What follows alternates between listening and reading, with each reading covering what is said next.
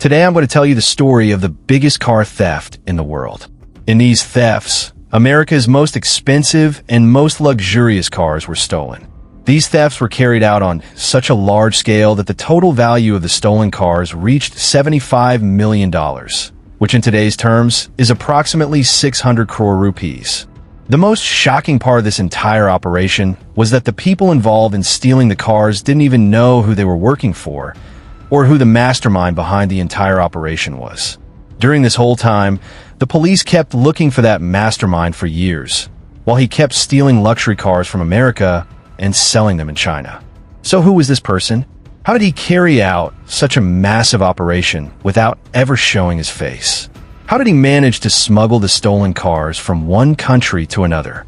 And how did the police finally catch him? This story is truly astonishing and thrilling. The story begins in New York, a city known as one of the biggest and most luxurious in the world. The main reason for this is that many of the world's richest people live in New York, owning luxurious mansions and luxury cars. In fact, New York alone has more expensive and luxury cars than any other city in America. And that's exactly why the thieves chose New York for their car theft spree. Then comes the year 1999. This was the year when, within a single month, 48 luxury cars were stolen in New York. And those cars vanished so cleanly that no one had any idea where they had gone. The thieves executed these thefts with such precision that they would simply open the car doors, sit inside, start the engine, and drive off. They used to steal these cars from malls and parking areas. But how'd they do this so easily? How could they just sit inside a car, start it, and disappear? You'll be shocked to hear this, because after the theft, not a single car was recovered by the police. And during the investigation, the biggest question that kept bothering them was, what were the thieves doing with the cars, and where are they taking them? That's when the police came up with a theory that the stolen cars were being exported out of America. And the port being used for this was Brooklyn Port in New York. So, the police and the car theft department advanced their investigation and reached Brooklyn Port to inspect. But even there, they found nothing. That's when they started to suspect that this was the work of a highly organized gang. But the most surprising part was that the person running this entire operation was neither American, nor did he even live in America. This person's name was Min Jing, who used to be an intelligence officer in the Chinese army. And he alone had built a gang that carried out the biggest car theft in the history of the world. Min Jingyang was dismissed from the Chinese army in 1990, after which he moved to the city of Shanghai. Being China's richest city, the demand for luxury cars in Shanghai was extremely high, but it was very difficult to get such cars in Shanghai. That's when Yang saw an opportunity, one that turned him into the world's most cunning and wealthy thief. Now Yang started trying to make contact with criminal gangs in Shanghai. He eventually met a big gang leader in the city and proposed a business deal. Yang told the gang leader that he had worked as an intelligence officer in the army and had good experience in smuggling and avoiding capture. He convinced the gang leader that he could supply luxury cars from outside China, and in return, the gang would sell them through its network inside China. The gang leader could not refuse the deal because he knew very well that the demand for such cars in China was high and he could make good money. And that's exactly what happened. He would buy a stolen car for $1 lakh and sell it for $2 lakh in Shanghai, doubling his profit. The deal between Yang and the gang leader was finalized on a 60-40 basis, and the gang leader also gave Yang $500,000 to build his gang. As I told you earlier, New York had the highest number of luxury cars in America. That's why Yang chose New York as the target location for his thefts. He came to America with the $500,000 and changed his name from Yang to Kenny. Yang's top priority was to blend in perfectly with American society and its people. That's why, despite having so much money, he lived a very ordinary life, so people would think he was just a regular guy. From the beginning, Yang had brought one person with him, his right-hand man named Poi Chow, who used to help him with everything. Now, the most important task for Yang and Poi Chow was to find a place hidden from police surveillance where they could keep the stolen cars until they were exported to China. They started searching for a warehouse in a quiet area, far from crime zones, which is hard to find because New York had a high crime rate. But after weeks of effort, They finally found the kind of place they were looking for. Once they had the warehouse, Yang opened a fake company there so that if the police ever did reach that location, they wouldn't be able to trace it back to him. Now Yang needed trustworthy people to build his gang. He started recruiting Chinese people into his gang. He was confident they would never betray him and would always remain loyal. Once the gang was formed, the first thing Yang did was fill the front of the warehouse with food cartons, so anyone passing by would think it belonged to a food company. After that, they installed CCTV cameras all around the inside and outside of the warehouse. The purpose of the outside cameras was to monitor every vehicle coming and going from the warehouse. Now Yang and his gang were fully ready to carry out their first theft. Since Yang had no experience in stealing cars himself, and he didn't want his name linked to any crime, he decided to hire someone who had experience in stealing cars. He began visiting car garages, and after a few days, he found the person he was looking for, a man named Dean. Dean was both a car mechanic and an expert car thief. Yang told Dean that he needed him to carry out car thefts. Whether he did it himself or hired others didn't matter. But the entire operation would be Dean's responsibility, and Yang's name would not be involved at all. Dean, being a professional thief, already had contacts with other thieves, including his close friend Mario Lopez, who was also a skilled car thief. Yang handed over the entire theft operation to Dean and completely distanced himself from it. Now, everyone working under Dean believed he was the boss. No one in the entire gang knew that the real mastermind was Yang. Dean and his friend Mario Lopez started building their own team. Mario was the one who figured out how to make the car thefts easier, and it was because of him that the thefts became smooth. Luxury cars had locks that triggered a security system if broken, which made the engine stop working. So Mario would first break the window, get inside the car, and connect his laptop to the car's security computer system. He would then reprogram the system, and he was so skilled that he could do this in under a minute. Once the security system was disabled, the engine could be started with any key. As soon as the system was disabled, another thief from Mario's gang would get into the car, put in a key, start the engine, and drive off. In this way, Yang had created two gangs, one that worked in the warehouse, and another that consisted of the thieves working for Mario. Mario worked for Dean, and Dean for the gang, but from the thieves to Mario, no one knew that the real mastermind was Yang. After stealing the cars, the thieves would park them in lots that already had luxury cars. There were two reasons for doing this, so no one would suspect that the car was stolen. If the car stayed there for 2 days, it meant the police weren't actively looking for it. After 2 days, the thief would return, take the car from the lot, and drive it to a spot near the warehouse. But they wouldn't take the car directly inside. The main reason for this was that Yang didn't want any of the thieves to know where the warehouse was. Only Dean knew about the warehouse. So once the thief parked the car nearby and left, Dean would arrive, get into the car, and drive it into the warehouse. But Yang was very clever. Before allowing the car inside, he would tell Dean to drive it around the area for a while he watched everything on CCTV cameras outside. Once he was sure that no one, especially police, was following the car, he would give Dean the signal to bring it in. As soon as the car entered the warehouse, it was handed over to Yang's Chinese gang. Their job was to inspect the entire car thoroughly and fix anything broken. Yang had even built a complete garage inside the warehouse, where the locks of stolen cars were repaired, new keys were made, computer systems were reprogrammed, and the cars were made to look brand new before being exported to China. Yang used to use containers for export. He would load the vehicles into containers, weigh them, and then create fake bills in the name of the container. These bills stated that the container had food items and the same weight as the container was written on the bill, making both weights match. Yang was doing this so cleverly and cleanly that no one ever suspected that these containers had stolen luxury cars inside. He knew very well that due to the increasing number of thefts, the police were inspecting ports and containers. That's why he ordered his gang to export the containers from a different city's shipping port. They would first take the container from New York to New Jersey, and from there, it would be loaded onto a train to California. There were two reasons for exporting from California.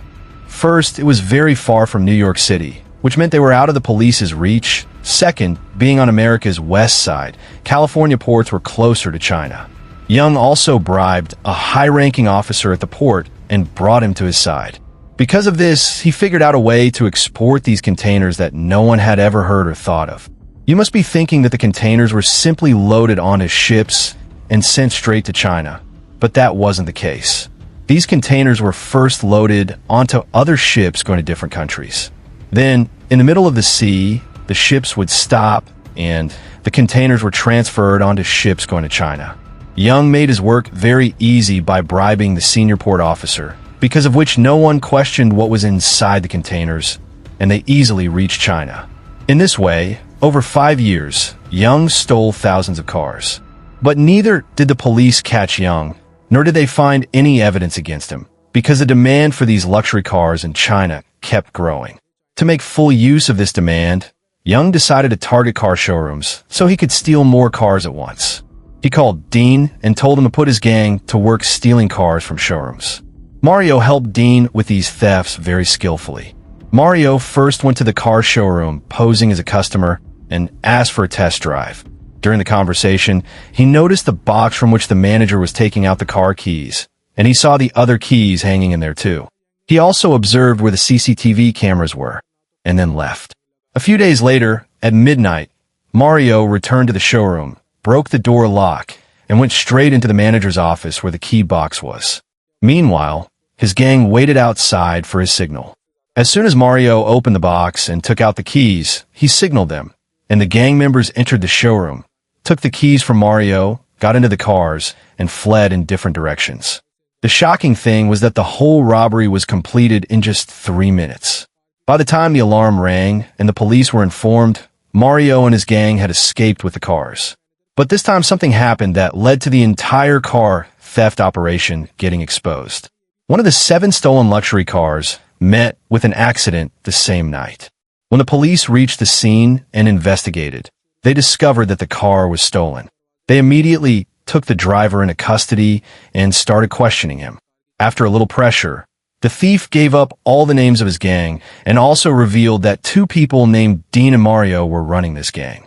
Upon learning about Dean, the police began searching for him, and within a few days, they spotted him near Young's warehouse. The police started monitoring Dean and the warehouse from a distance to find out what was happening inside. But they were unaware that Young's associate, Poi Chow, was watching them through the CCTV cameras installed outside. As soon as he realized that the parked vehicle belonged to the police and they were watching the warehouse, he immediately informed Young. At that time, there were no stolen cars inside the warehouse since most had already been sent to China. However, since there was a garage inside the warehouse, there were stolen car parts and tools for repairs. Young needed to remove all this somehow. Since the police were watching the warehouse, he brought a truck and loaded all the garage materials into it. To avoid being caught during checks, he also loaded food cartons in the front of the truck. In this way, he managed to escape right in front of the police while they were still waiting for evidence. The next morning, when the police returned to keep watch, they noticed that no one had entered or exited the warehouse since morning. This seemed very strange to them, and they decided to raid the warehouse. As soon as they entered, they were shocked to see that it was completely empty. They realized that the thief had fooled them and escaped. Dean was the only person through whom the police could catch the entire gang, but now he was out of reach. The police started searching for him again. Just 10 days later, Dean was spotted again. This time, instead of arresting him, the police started tracking him again because they wanted to catch the entire gang along with Dean.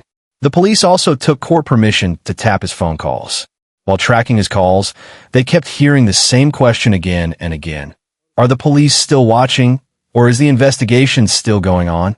To which Dean would say he didn't know anything. The police thought that Dean's partners were on the other end of the call, asking him these questions, but no one knew that it was actually Young, the mastermind behind the whole theft operation. After a few days, the calls to Dean stopped, and so did the thefts. Still, the police kept Dean's number under surveillance, hoping to get a clue. Finally, 6 months later, Dean's phone rang again. The caller introduced himself as Kenny and said, "I'm back." Kenny was the name Young had adopted after coming to America. On the call, Kenny told Dean that he had an order for 260. but he didn't say what 260 meant. Kenny was speaking in code because he suspected that Dean's calls were being tapped. After hearing this call, the police suspected that this man was the gang leader and was about to resume the thefts. Young, now calling himself Kenny, started speaking only in code during phone calls and threw away his SIM cards and phones after each call, making it impossible for police to track him. Meanwhile, Dean also changed his phone and SIM, so the police lost track of him too. So the police took 2 steps ahead and put Dean's family members' phones under surveillance, confident that Dean would eventually call home. And exactly that happened. Dean called his wife, and from there, the police tracked his new number and put that under surveillance too. Now, whoever Dean talked to, the numbers also got tracked. One of them was Poi Chow, Young's right-hand man. Poi Chow wasn't very careful during calls and would often discuss lunch and dinner plans with the gang. This mistake of Poi Chow's led to their downfall. Using this information, the police sent a Chinese undercover agent to the restaurant where Young and Poi Chow often went to eat. The undercover agent overheard them talking about where they planned to get their new warehouse. As soon as the police got this information, they began preparing to monitor the new warehouse. But this time, they didn't repeat their earlier mistake. They installed CCTV cameras on surrounding buildings instead of patrolling nearby in police cars. The police made sure no police vehicles patrolled near the warehouse and only kept watch through the CCTV cameras. Young had no idea that the police already knew about the new warehouse and were keeping an eye on it. This time, Young decided to steal cars in a new way. He told Dean that now they would steal cars from parking lots. As always, Mario played a key role in the theft. Mario approached a parking lot guard and offered him $500 for each car he helped steal. This was a huge amount for the guard, and he agreed easily. Mario and his gang stole cars from the lot, then tied up the guard and left him on the ground so no one would suspect he was involved. But this time, they broke a rule they usually followed. After stealing a car, they were supposed to leave it in a parking lot for 2 days to see if anyone came looking for it. This time, Mario took the stolen cars straight to the warehouse. Coincidentally, one of those cars had a GPS tracker. The owner filed a theft report at a local police station and also provided the GPS location. A local police officer went to check that location and started observing the warehouse from outside, unaware that the main investigation police were already watching it and new stolen cars were brought there. The main investigation team feared that this local cop might blow their cover. That's exactly what happened. Poi Chow, watching via CCTV from inside, spotted the local cop outside. As soon as the officer tried to enter, some thieves inside started to run out. Seeing the thieves flee, the police arrested the entire gang, including the mastermind Young, for the first time. Since Young had never actually stolen a car himself, the court sentenced him to just 10 years in prison, even though he had made $75 million in 10 years through these thefts. The most shocking thing was that the police couldn't recover even a single dollar from that money because Young had transferred all of it to China.